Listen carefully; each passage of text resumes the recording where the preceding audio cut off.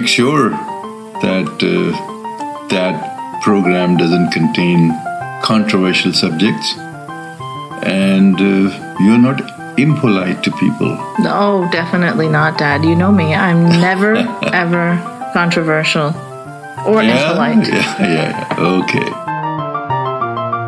Welcome to Conversations with your lovable, never pisses anyone off, ex-Muslim host Aina, keeping it non-controversial.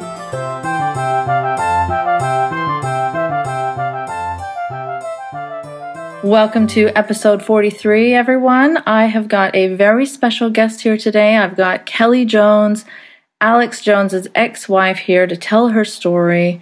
Hi, Kelly. Thanks so much for being here today. Hi, Aina. Thanks for having me on. It's just been, amazing watching what's going on with your story. Like on Twitter, I started following you very early on when your account was pretty small, and I wasn't sure if you were like the real Kelly Jones. But when you started putting up video clips and stuff like that, that made it pretty obvious that you are who you say you are. So yeah, can you tell us a bit about what prompted you to start speaking out? And yeah, so I'm Alex Jones's ex-wife, and people, I guess, really first heard about me last year around April in 2017 when they maybe followed our jury trial. It was a jury trial off a Sapster case that Alex filed, a suit affecting child and parent relationship. And the jury decided for me, 10-2, to be primary parent to our children. This was after years of me actually having lost most, if not all, of my custody of our children at the time. And I was the children's primary and only real caregiver. So I had these beautiful kids ripped out of my life and put into a horrible situation because of the aggressive, vexatious filings of Alex Jones. So lying under oath on the stand, but also lying in repeat motion after motion to reduce and eventually take all the custody from me. Despite all this and having spent like every liquid cent I had to go through this jury trial. I mean, our case was incredibly expensive, Aina, like over $6 million total. Oh, wow. But I come to the finish line, the jury decides for me, and the judge in the case who had acted with such bias and had even taken custody away for things she herself said she did not believe, this judge has left the children primarily with Alex despite the verdict. So this seems so bizarre to me. It's Alex Jones. He's a well-known figure. You had the jury in your favor. How does that happen? Yeah, I'm glad it seems bizarre to you, and I hope that America finds it bizarre. What I've found after emerging a little bit more publicly at the jury trial, I had been forced into silence, had my free speech really gagged from the get-go in this case, although I did originally seal the case myself out of concern for my children's privacy. Mm-hmm. But as Alex was doing, there was a lot of it, just really obvious injustice in my case from the get-go. And so that prompted me at that point to want to speak out. But what I found out when I came out online, and mostly this was on Facebook, is that there's a huge community of Americans, of good, decent parents that have had horrible things happen to them in family court. And the great tragedy of that, Aina, is that people perceive that family court issues that are often, very unconstitutional, like due process violations, clear abuse of judicial discretion, which is, I think, very obvious in my case. I mean, like you said, it's Alex Jones. The kids are still with him despite a verdict. The judge has just sort of co-opted the ruling and just said, well, I'm going to make it this way. Well, that's not okay. And the law does not stop when you enter family court. And in fact, Aina, more people will probably pass through family court than all the courts in America. It's the court that more money passes through. So what happened to me is not an isolated incident, although it is sort of a poster child incident to show America if it's a woman, a mom, a good mom, and I was a good mom. I'm not a perfect mom. I've made a lot of mistakes. I was very stressed. I was coming out of a domestically abusive relationship, right? But I did my best to get out. With Alex Jones. Mm-hmm. I did my best to get out of that relationship. And when I express my concerns about abuse and neglect and other things that are, I'm trying to keep still private for my kids, instead of helping me, the people that were put in place as experts who were incredibly highly paid and many of them have admitted that they lied, they gaslit me and they turned to me and nobody would believe me. And so I lost my kids off lies, got them back with the jury verdict. I mean, I fought tooth and nail. This is more than a full-time job for me, right? I'm a mama. I'm like trying to help my kids, right? Mm-hmm. Get the kids back. And then now I still don't have them back according to the verdict. And I'm having to appeal orders that this judge issued that infringe on my free speech, that say things that I specifically can't say about Alex, that infringe on my Fourth Amendment rights and other rights. Now, I remember hearing you say in another interview that, it's ironic that Alex kind of markets himself as a free speech advocate, but then you have these gags on you where you can't say specific words about Alex. I found that pretty interesting. It's ironic. I'm sorry, I didn't mean to interrupt you. You want to ask me again? No, go on. It's okay. I don't think it's ironic. I think it's hypocritical. I think it's the ultimate illustration of who this guy is, who actively now is saying, "Oh, I'm being censored on YouTube." Yeah. Which, by the way, he used to drive a huge donation drive. Right. When he said he was on the last strike. But then you have also campaigned and successfully had him remove another video since. So if he had been on the last strike since that time when he claimed that he was, then this would have been another strike against him, surely, right? It doesn't that seem to follow, Ina? It's bizarre to me. And what's even more bizarre is that none of the media has covered this video takedown, which was not only defamatory, but it was a violation of court orders for him to broadcast the documents that were sealed in my case on that broadcast. He broadcast personal information about my and my children's actual physical whereabouts, identifying information about us that's just incredibly endangering, in conjunction with lies saying, one of the lies he says in the video is that he never tried to take the children from me and that I started everything. In fact, Alex filed for sole managing conservatorship as soon as he could. Once the case was out of the mediation process that I incepted it in, I tried to file collaboratively with him. Mm-hmm. Once it was in litigation, as soon as Alex was able, he filed to take the kids completely away from me. And he wasn't spending time with them. They were going to his parents.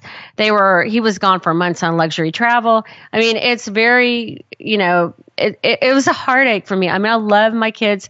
I went from seeing my kids go from being very happy, well-adjusted, engaged kids, especially considering their circumstance, to being highly distressed and things I can't talk about here, but just unbelievable things. So yeah, that's so sad. I can't imagine what. Oh my gosh, it is really awful. I mean, there's things going on right now that I'm having to actively address. I mean, I'm exhausted. I don't have major counsel anymore because I spent all that money on the trial. I have an appeal going, which will never reap me any financial benefit, but I'm appealing these unconstitutional orders, not only for myself to protect my free speech and civil liberties, but because, folks, my case, the orders in my case can become case law for yours if they're left as they stand. Mm. And it's just shocking to me. I have no support, not very little support legally from I've had some people come forward, and so I'm hoping that that's changing. Mm-hmm. But I would hope that the Georgetown Civil Rights Clinic that's all suing Alex in another matter would be interested in this, because it boils down to that main issue you were trying to crystallize, Ina. And I don't want to take the floor here too much, but he has a company called Free Speech Systems. He goes on the air to say, my free speech is being censored. Nobody's trying to take his free speech away. They're saying he capitalizes on that, right? He banks on that. He banks on it. And I mean, the money that comes into Alex, some of that is going to actively fight my own free speech. So it's beyond bizarre. And what I've seen that has been really alarming to me, because I really largely am not such a political person, but I think we're all concerned about the way our country is going right now. And what I have seen is just this blind, accusatory, judgmental following of his. People have said things to me like, he never said anything bad about you, and this is bitter, sour grapes. No, Alex came out first. He violated the court gag and seal and lied to me to millions of people. I'm sorry. I am speaking because, number one, I'm trying to get him to stop filing against me. Number two, I think if America's attention focuses on what happened in my case, it will create outrage about my situation, but also the general brokenness of family court. And number three, I mean, I'm actively trying to save my rights, right? I am kind of surprised that this hasn't gotten more media attention, to be honest. And I saw you post this really, this video that made me very sad about asking people, not to blame your son because he really had no choice in being Alex Jones's son and therefore being like brainwashed in a way. And now he's being put on video and, challenging David Hogg to these debates. And I can't imagine what it feels like as a mother to see that. Listen, my son, who I basically lost custody of around the time he was like age 11, he was into science.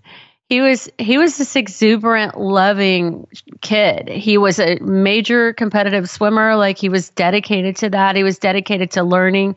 He read all the time. He's exceptionally gifted and just so bright. But the thing that breaks my heart, is to see him being used to put out hate-filled messages. I mean, obviously, a lot of people from Alex's camp have said, oh, well, he says he wants this. Really? I don't know, because when the jury decided for me, my son was very different to me. Since the jury verdict, when he understands that he's with Alex, and I never see my son anymore. He's manifesting just great changes, like in his demeanor to me. But when he felt free to come home, he was very different to me. And the other thing that's going on here is this overlay of parental alienation. But no child at 15 knows what they want their future to be. I'm sorry. I mean, maybe you have an inkling, maybe you have an understanding, but putting my minor child out there, it was very endangering. This is a highly charged topic. I've seen horrible comments to Rex, not only in just egging him on, but also very aggressive comments. And he's had terrible things in that way online before. So it further exposes him to that. But like what I said before, it's like you can't decide your child's destiny at age 15 for them. And in a way, this kind of has done that a little bit. Yeah, well, certainly putting him on air, slapping the InfoWars label on a child is just not a good idea. You know what, Ina? That judge in my case wouldn't let any InfoWars footage come before the jury. There was like one clip she let in, but there was footage of Alex ranting and raging, drunk, other things, and she wouldn't let it come before the jury because Alex lied to America and on the stand and said, I'm a performance actor. This isn't really me. Right. He said he was playing a character. Right. I wanted to ask you about that. Well, he's not playing a character. He's worse in real life. But the thing about that is, it's intense. But not only that, like, it is all about InfoWars, as you can see, because now my son has become InfoWars. So the judge denied me so many due process rights throughout the actual trial. Like, Alex got to put on his argument for 5.5 days in direct, and I had 1.5 days. I mean, it's just such a biased judge. Despite that, the jury decided for me, despite all of that, because I showed the serious situation my kids were in. And after that, the judge just said, we're just going to, take away a lot of your rights and leave the kids in this bad situation. And then here you have my son, now the face of InfoWars. Yeah, it's unreal to me.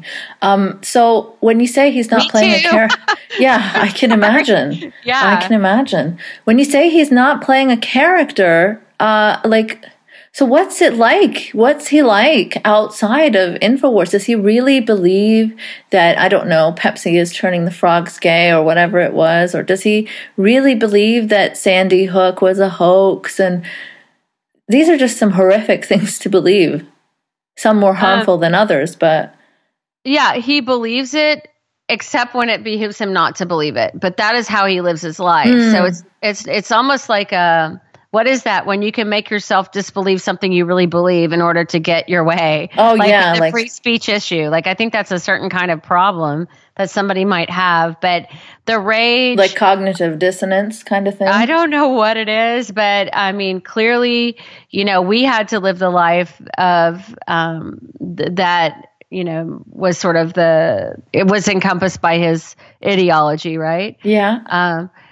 And I think really more of concern for me as a parent, although those opinions, many of them are obviously very delusional and have hurt people horrifically, I'm horrified. So is that something like he would just talk about like at the family dinner table before? Like, would you hear rants like that?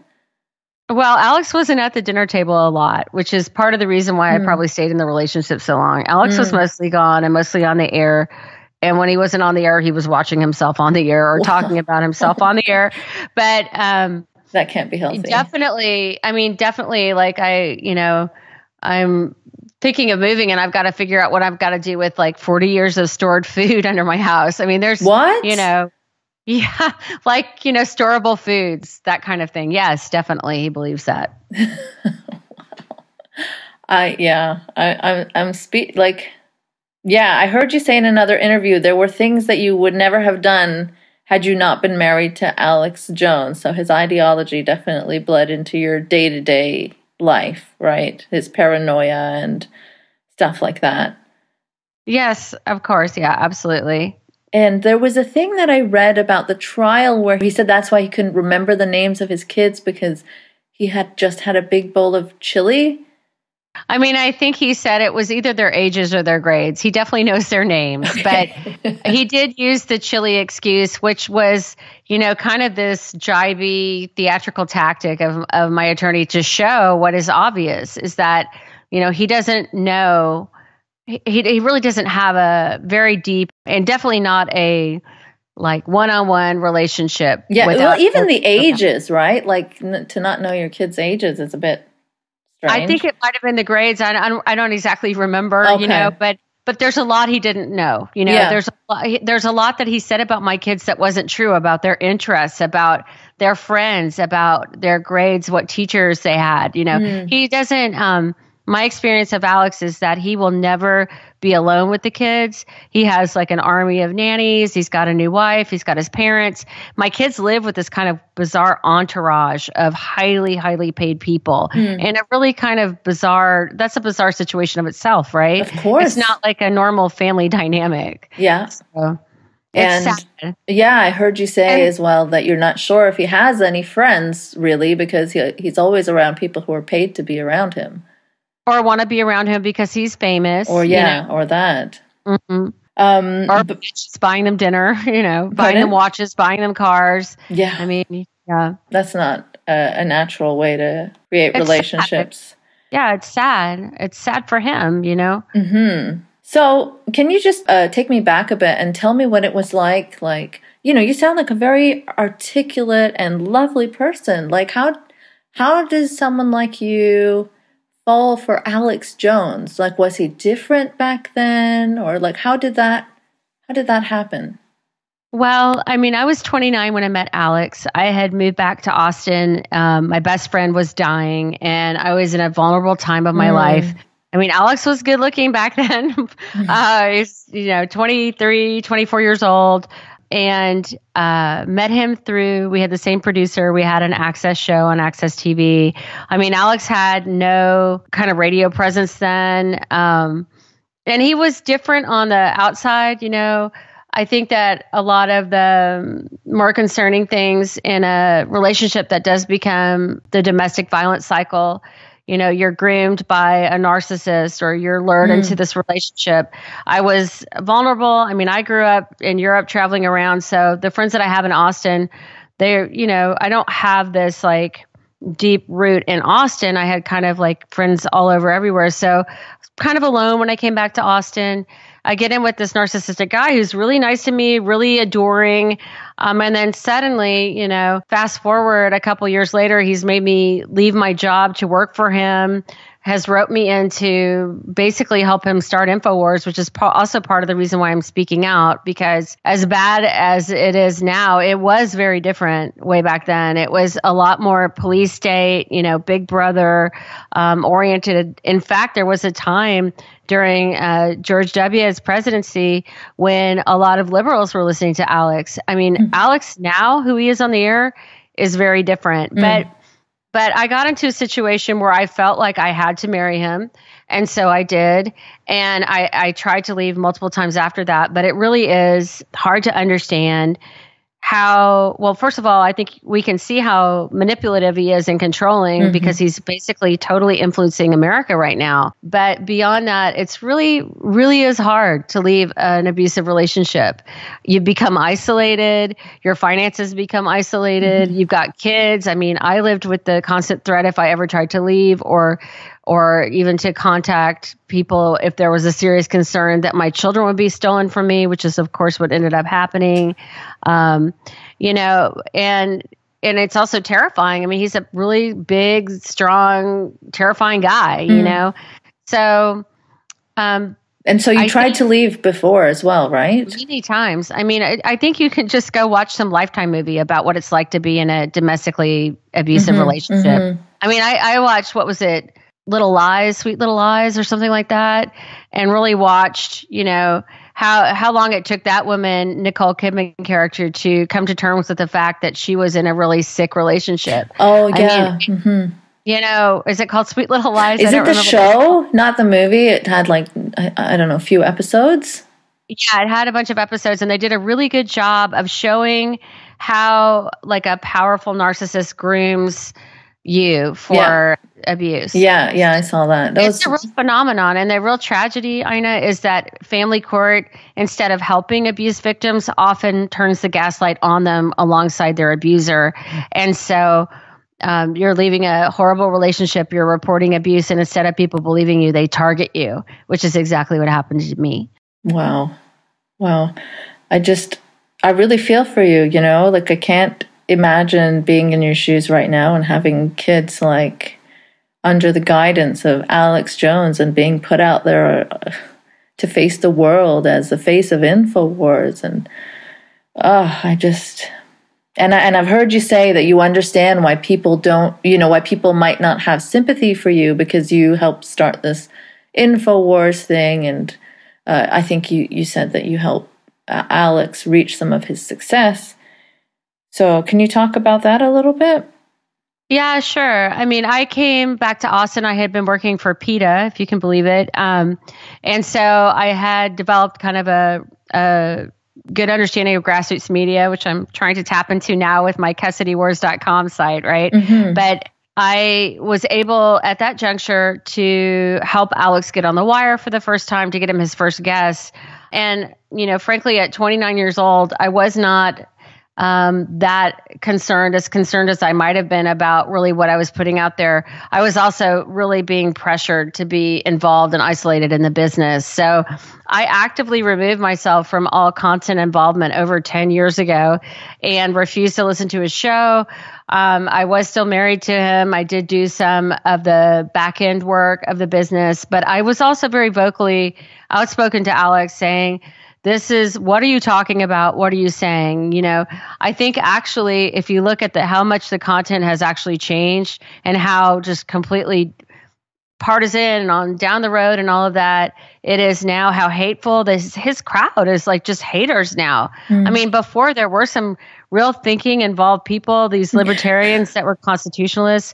But if you look at when that content really changed, it was really around the time of the divorce, right? So would you say that you bought into a lot of Alex's conspiracy theories at the time? Were you on the same wavelength as him? I definitely, was very concerned about overreaching police actions and Big Brother issues. I have particularly, Ina, this week been really shocked about the deployment of the National Guard to our border, and Alex is not speaking out against it. That was the basic premise off of which he formed his core audience, a concern about the militarization of the police. But when 9/11 came around, I was out in the front of my house with a candle, mourning this tragedy alongside other people in my neighborhood and people in the country. And I was like, whoa, what are you talking about? Basically, I did not, that at that point, I was like, no, I don't agree with this. And I still had some involvement, but I would really oppose to it, actually, I think, in many instances, but I was caught. And so when I'm speaking out now, I mean, so was that kind of like a turning point for you, like 9/11, where you were like, wow, Yeah, I've never understood the 9/11 thing, honestly. I mean, like, I couldn't even tell you his theories, and I've heard them a lot, right? But I think for sure that was a big one for me. And also, like, a few years after I was doing, like, I basically was writing and producing, I was writing the site and producing a show. So this was back, like, I don't even know, do the math, like 20 years ago almost, or 18 years ago. When Paul Watson came on and started writing more, and other people, he started hiring people to handle content. That's really, like, I really became less and less involved, you know? And then this whole selling supplements and plugging Brain Force, and what do you think of that? Does Alex take those supplements? Does he believe those supplements work? I think he does, and I think what he believes they work the most for is to pad his pocketbook or whatever, his wallet. I was outspokenly, against those supplements, and those businesses were formed behind my back to my exclusion, against my written and verbal protest to our own joint attorney. Those businesses were they restructured the business around the time of divorce and put a lot of our just estate back into them, saying that was now a business asset rather than an estate asset. So, the other component of this that I really don't talk about a lot, but having restructured all that, working all the majority of the estate back in, I mean, I lost all but 10% of the business that had at that point the majority of our assets, and I lost all future earnings. And, I believe that the child custody issue was partially a smokescreen for him to just steal tons of money. I mean, there are lies and perjury involved with that as well. And what kind of guy does that? What kind of person he really tried to ground me into the ground, like with his heel. Like, I'm going to take her kids and make sure she doesn't have enough money to defend them in court. I'm going to make sure she spends every cent in court trying to get the kids back. And I'm never going to stop filing because I can hold free speech donation drives to keep the funds coming in to litigate against her. Because this isn't about justice or care for or concern for the kids. Because if it was, he would have mediated with me a long time ago. This is I think having a healthy environment for your kids does not include, like, I don't know, alienating them from their mom. And I honestly don't know much about your private situation and what went on, but I would think that trying to have a stable environment would be the best thing for your children. Absolutely. I mean, and honestly, Ina, I hate that I've had to come out publicly, but I believe that if I don't speak out publicly and draw attention to this, that he's never going to stop. He's not going to stop until, I'm completely broke and the kids are just, it's a non-ending legal process for me. Not only that, but he's, constantly monitoring my whereabouts, harassing me. He's monitoring how? He's put a camera that points into my property. He has my child report on me when they're on the phone of where I am, what I'm doing. His one of his entourage, which is actually a mercenary by trade, Blackwater mercenary guy, was sending my son abusive texts that are horrific, awful. I mean, my kid is around horrible stuff, including information about where I was and telling him he knew where I was. I mean, this is called stalking, and I'm over it. And isn't Alex always on about, like, how this paranoid fear of surveillance and... Yes, ironically so. He's had me recorded in my home at all times. I've had videotape in my face for years. I had my every move documented. I could only see my kids for years under supervised visitation for no logical reason. And this is somebody following not only me, but my kids around with a clipboard and analyzing your every move. And So have you reported any of these things? Oh my gosh, yes. I mean, this is unfortunately the overlay is this family court, high dollar family court cocoon where everybody thinks this is, oh, well, whoever's got the most money gets to beat up on someone. You know, Alex is holding a press conference next week saying that the defamation lawsuits of multiple people who have come forward because he's ruined their lives and defamed their character to millions of people. He's saying those are frivolous lawsuits and therefore, you know, and they're just attacking his free speech. I can tell people that Alex went on the air. Well, let me back up a little bit. Alex filed repeatedly in my case over and over again, lies and ridiculous, absurd filings. Like one of the filings, he says that I'm sleeping in my bed with pigs, like farm animal pigs. He like says literally? Literally, yes. He said the most absurd things. In fact, one of the allegations was that I was at this big public place called the Lady Bird Wildflower Center here in Austin, where friends and family come, and actually where I had just taken my daughters to a birthday party, that I was spinning around on the floor screaming, death, death, death. Now, that is just so far out of anything that I would do that when I brought it up to my son, he burst out laughing and he said, that never happened. We shouldn't have said that. But the thing is, my kids have been told to lie about me. My kids have told me recently that they are going to stop lying about me because my kids are being coercively controlled in a documentedly sick environment. And that's why I'm coming forward too. I hate this. I don't want to put their grief on the air, but I can't be silent and cover up the abuse that is still going on in my children's life to protect them from public scrutiny because they need to be out of it. We need to move on. If I could, I would leave this country. I mean, I don't want to be Alex Jones's ex-wife. I just want to be Kelly Jones or my future husband to be Kelly Morales. I just want to be in my life, but I have to speak out because in silence, nothing is going to happen. And I hope that people will really try and understand this complicated issue and see that it really is just that kids are in a dangerous situation and that I'm speaking out because of that. And I would never lie about that. Like, why would I make that up? Why would I come forward? It's embarrassing. I'm under all kinds of attack. You know?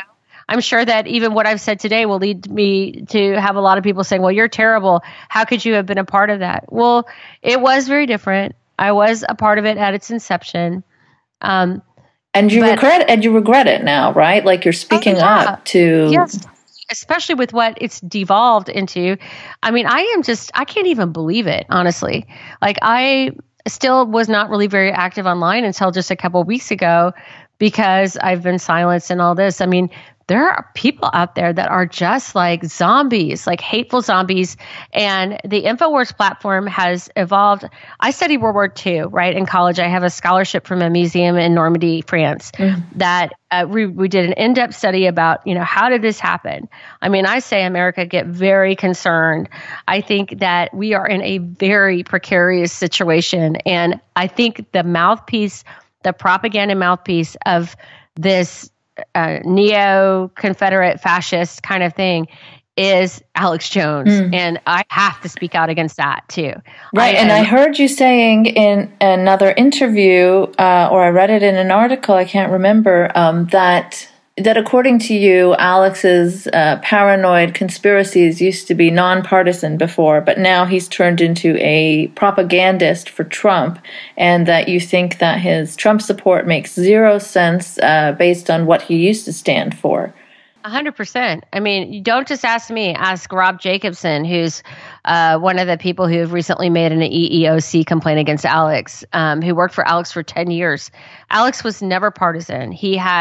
I can give you his catchphrases, you know, two sides of the same coin, a dog and pony show. He was against Bush. He was against Obama. But suddenly he's this alt-right, today he's reporting on the National Guard being deployed to our border. He made, I don't know how many movies about martial law. There's Police State 2000. I think there's Martial Law as an actual movie. I mean, that was his platform. This is not logical. It goes against everything he stood for. He is broadly endorsing and in defending tyrannical things in our own government that he built his platform protesting against. I don't understand Trump's supporters who think they are for free speech. Definitely not. But it seems they're willing to overlook anything that Trump does. It seems like a lot of these people are unified in needing to hate and to fear. And that, if it's coming from the other side, they need to fear and hate it, and they just believe it. Like, that's wild to me. And that is when we have gone over into the realm of propaganda. I mean, Alex was going on Russia TV like way before this time. When then all of a sudden, like around the time of the divorce, Roger Stone comes in, Alex just booms into power, helps Trump get elected. Simultaneously, the funding for his Google promotions is just booming. You think he had a big hand in getting Trump elected? Absolutely, I do. Yeah. And do you think he still has a lot of sway and influence over Trump? I don't think that that's what's going on. I think it's the other. I think he's his lapdog. I think he's his... the mannequin in the ventriloquist's lap. I don't know what he is. I mean, he's clearly like completely changed into this partisan, raging alt-righter, very thinly veiled racist, white supremacist. I mean, he's had David Duke on. There was somebody tweeting to me today about this other guy who's clearly an extremist, that he's also said things like, the KKK are like Jewish actors and just absurd things like that. Yeah, well, in privacy, Alex would brag about his ancestor, who apparently was one of the founding people in Texas of the KKK.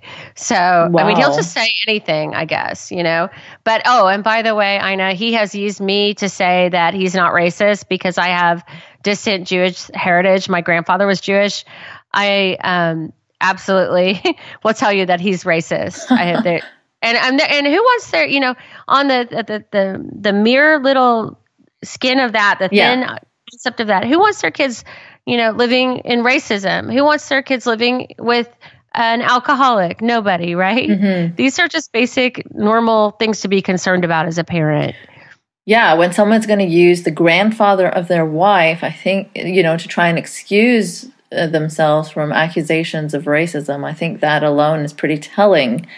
And using his adopted sister who's from Korea, who he mocks, pulling his eyes into a slanted stance, making an Asian voice. Wow. No, he's racist. Oh, yes. So this is not stuff that you noticed back when you guys were together, or has it gotten worse? Or I think it's gotten way, way worse. I mean, I'm not around him, but what I see on air is way worse. And absolutely, I was opposed to it when we were together. I told him it was terrible. What do you do? I mean, I know people, I would hope that people have sympathy for someone who was courted and groomed by a narcissist, indoctrinated, got out, woke up and got out, fought hard. I mean, I filed years prior to this to get away from Alex. And then, I hope that people would have empathy. If they don't, I understand, I guess. But we all make mistakes. And domestic violence is a serious issue. I encourage people to go look at the domestic violence cycle because it's real. And also, I'm trying to encourage people, if you think you might be in a domestically violent relationship, you probably are. Because you sit there and ask, well, is this what's really going on? Because they're simultaneously gaslighting you too, right? Your perception isn't okay. There's something wrong with you. You're crazy. You're bad. So you're just trying to, in isolation, having had all your friends and family, estranged from you by the person's actions, figure it out and get out with young kids. It's hard. Now, I don't know if you can speak about this, and I'll cut it out if you can't, but when you say domestic violence, do you mean extreme stuff? There definitely was some extreme stuff. I know, the majority of Alex's violence is emotional, or in the form of really ripping things out of the ceiling, like chandeliers, breaking huge pots, being very threatening and menacing. Oh my gosh.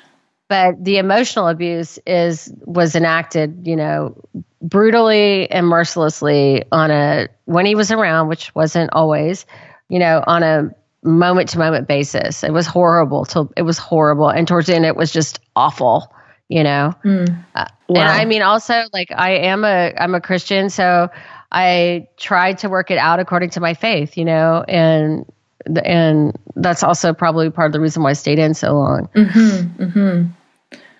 Yeah, I'm very sorry you had to go through that. That sounds like a nightmare, and I'm glad you're out of it, and I hope that your voice reaches many more people, and that you're able to tell your story and have a relationship with your children. But well, thanks, Ina. I mean, I think the most brutal thing Alex did to me ever was to take my kids away and to keep them away, and then to turn these kids to see your kids purposely turned against you, knowing how bad that is for them, knowing what it does to their hearts and minds, and then to keep me in litigation, to defame me online. I mean, I think those are some of the most brutal things he's done. He's still doing it. He's still actively doing it. My kids are in a dangerous situation, and for them emotionally, it's horrible. And it is very, very, very hard. I know it really is. Like, everything I'm doing is I'm actively doing it, trying to help my kids. I know a lot of people will say, well, you're hurting them, you're putting this in line. I didn't choose this fight, but I'm not going to sit here and be victimized and attacked in silence and let my kids have the same thing happen to them. I'm going to speak out and do everything I can to make this right. Because the judicial system, and especially Judge Erlinda Naranjo and Travis County, failed my kids. And you're his family. It's just his own kids. If he's not shielding them from, like, I don't know, getting all sorts of hateful comments by putting them on InfoWars, then I can't imagine what he'd do to someone he doesn't really care about. And I've heard you talk about how he even mocks his viewers or his supporters, like, in privacy. Like, Alex is one of his main character flaws is, like, his great desire to gossip and mock people generally. So, I mean, he doesn't really care about anybody or anything, even his closest friends, or not. He had this childhood friend that he said horrible things about after his death. And oh my gosh. But when you say, like, Alex putting the kids on the air and that being so hurtful, it's horrible. But behind closed doors, my kids are barraged with disparaging comments about me. And I know this is true. They've come forward to say it. They've said it in front of me to him. Please stop. I can't. It's hurting them. Like, my youngest is still pretty young. It's a lot of emotional pressure on her. He is relentless. He actually went up to the school on a day that was my day, grabbed my daughter out of class, which she's not allowed to do, because my other kids had reported she had a knot in her hair, like at the nape of her neck, like a little knot in her hair.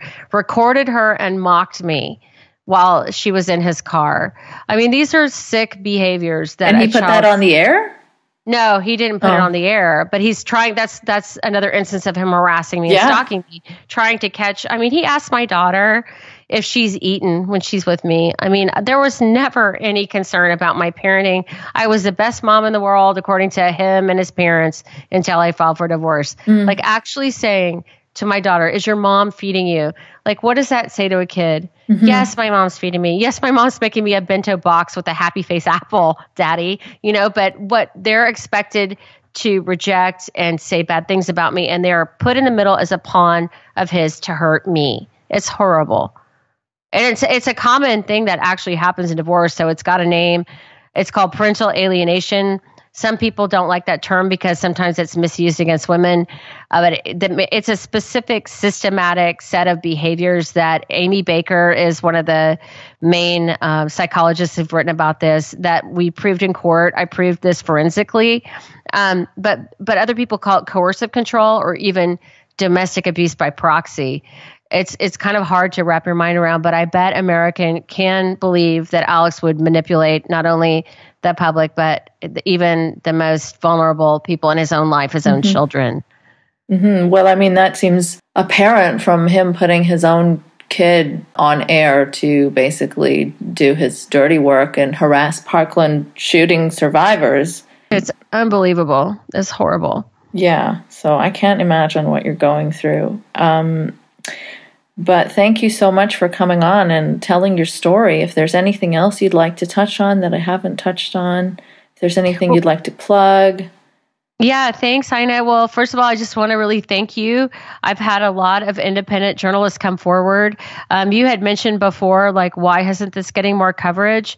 It is very interesting how many stories that I've had killed that were going to be on front page of big publications, people I've talked to. A lot of it is just the complexity of the issue, but some of it really is, and I know this to be true because I know this about the article that recently came out in the Daily Mail about Ashley Beckford and Rob Jacobson, who have filed EEOC complaints and discrimination complaints against Alex, that he has his father call and tell media that, and his father is now like, I don't know, they were living in a 1-bedroom pool house. They now have like a multi-million dollar mansion that they live in. And his father is sort of his manager. It's a very weird relationship, but he has him call media, or when the media contacts him, he says, no, this is a lie. Well, the guy is actively, is actually in charge and owns one of the most powerful media companies in the world right now, InfoWars, right? So unfortunately.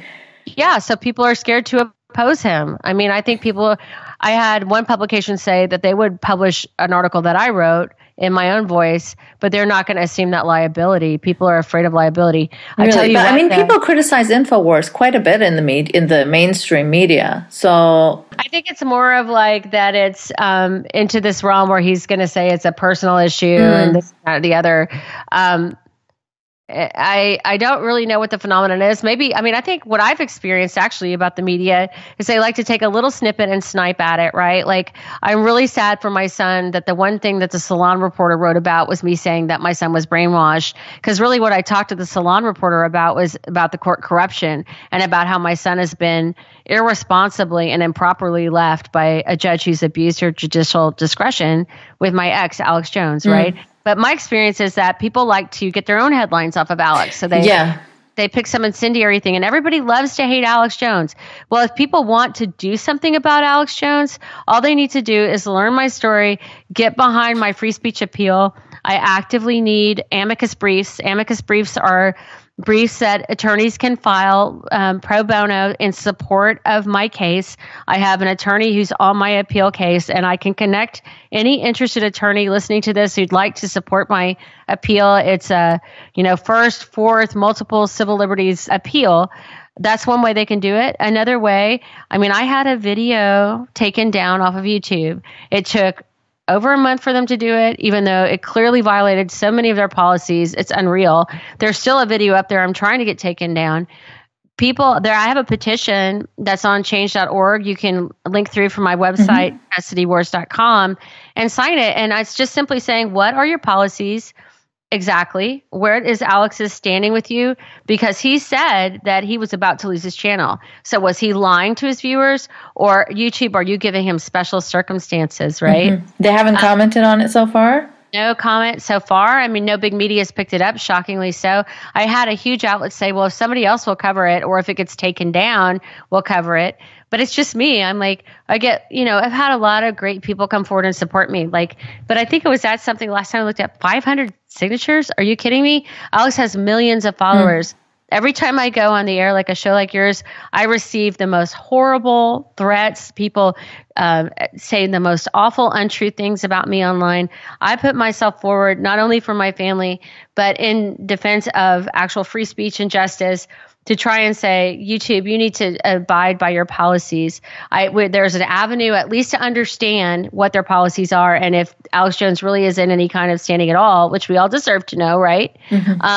And that is through me. I really could use people's support with that. My website is custodywars.com. I was briefly accepting donations. I don't even have any donations coming in off of it. All of this is self-fund. All of this time is my personal time that I'm spending doing this. And so that's my little plug there, Ina, custodywars.com. And where can people follow you on Twitter? Oh, my Twitter handle is AlexJones_X. Alex Jones. Subtle. Hey, I had, people say, why are you using his name? And I'm joking. Why are you this and that? Yeah, I know. It's not very subtle. Yeah, no, you want to draw attention to something, obviously, right? So that's why you're on Twitter. So I understand. Yeah, I want to be the poster child for family court injustice because I have hundreds and hundreds of friends that have experienced horrible, awful injustice, kids left with abusers and worse, predators, and documented so. I mean, there's article after article that come out about, this child was put with her rapist father, or this child was killed in a home that a person had serious concerns about. In Austin, Texas, in December of last year, a child was murdered by her father. The opposing counsel in that case was a person who had been on my case, and the therapist on that case was a person who'd been on my case. Children are being left in horribly irresponsible situations by people who do it for money. In Austin, I believe it's a RICO racket. I believe that an investigation by the FBI would show this. I believe that the evidence that the Texas Attorney General has on these criminal actors should lead to indictments, and that I hope that public attention on that fact will push them to do what's right, because this is a pervasive problem across the country. So, yeah, I appreciate you supporting me. I so much appreciate all my new Twitter followers and the people who have come forward to sign the petition and who are commenting on custodywars.com. Great. And I hope really that you don't get any hateful comments from this appearance. What kind of stuff have you heard from your previous appearances in the media? Well, I've heard, go get into the gas chamber. Basically, I've heard I'm a drug addict. I've heard that I'm a horrible, bitter ex-wife who just wants to hurt, and he's never said anything bad about me.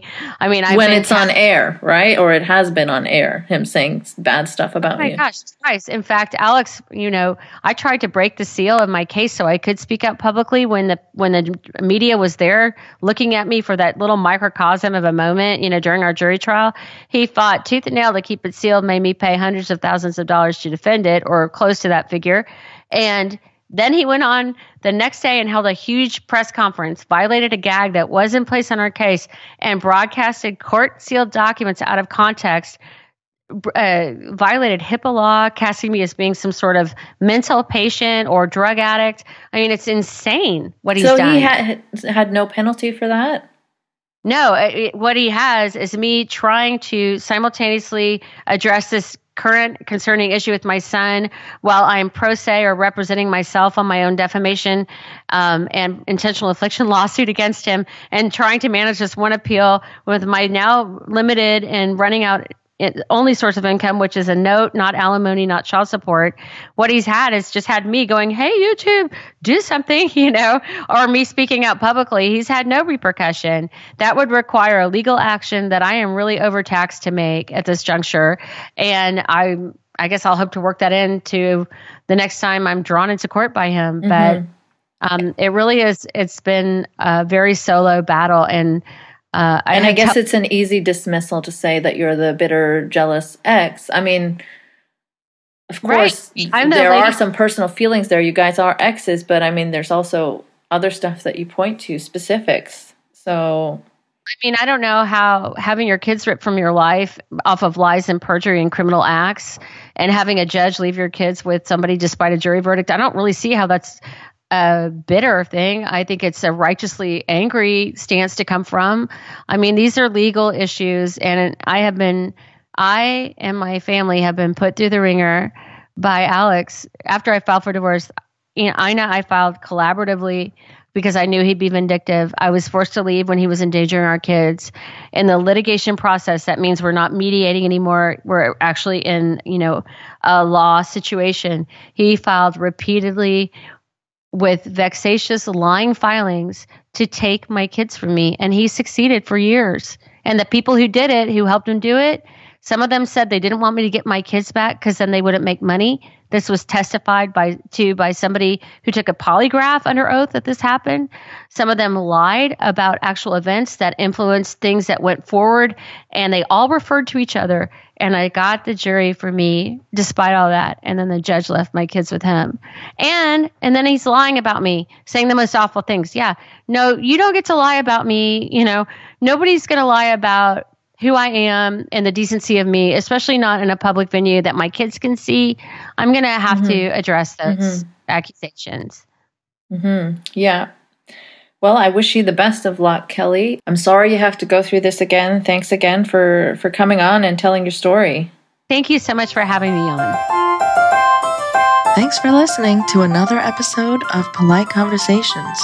You can support this podcast by sharing the shit out of it, making some noise about it, or contributing via Patreon. Patreon.com/nice mangoes.